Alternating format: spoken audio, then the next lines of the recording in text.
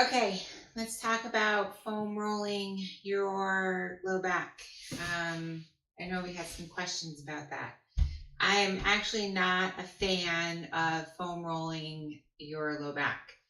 So when you foam roll your upper back, your quads, your hamstrings, your calves, you have a lot of tissue there between you and your bone.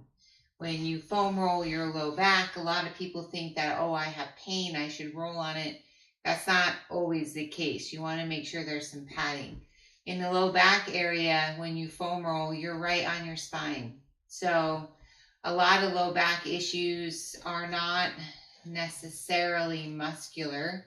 And if they are muscular, it's probably coming from the hamstrings or the glutes and not specifically the back. If it's the back, then it could very well be a joint issue. And in fact, the head of the spinal department at Albany Med, I was having a conversation with him in a lecture that we were both at, and he was telling me how dehydration is the number one cause of disc herniation and low back issues, because what happens is you have the discs in between each vertebrae, and all of our cells are made up of predominantly water, and when you're dehydrated, those cells the discs deflate, they get flat, and they can squeeze out through your vertebrae.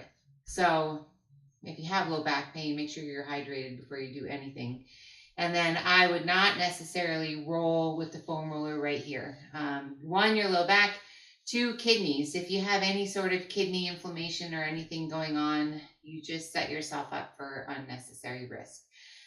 What I would roll, however, is I would make sure hamstrings are stretched. I would make sure that you're stretching your hip flexors, and I would roll my glutes, because obviously tight glutes can contribute to, along with tight hamstrings, tight hip flexors, all of these can start to pull in the low back area and create sort of a referral pain.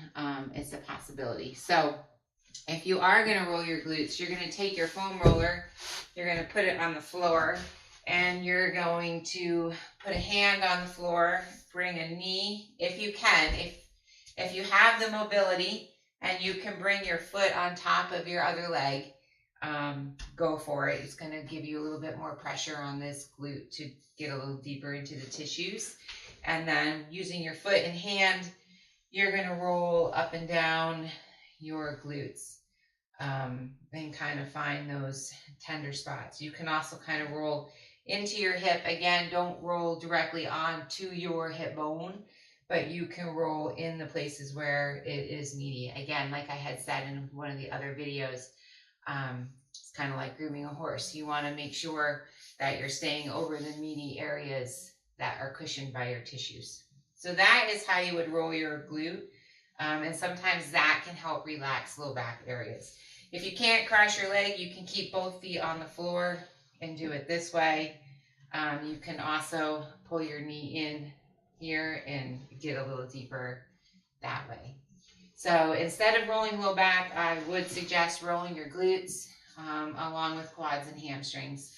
But again, I would address, if you have low back pain, I would make sure you see somebody, find out what's really going on. If you have any sort of curvature back there and you start to roll on it, you could get into trouble. So the foam roller can be your friend when used correctly. You just want to make sure you're rolling the right spots. So that's your foam rolling video today. I will be back soon with another one.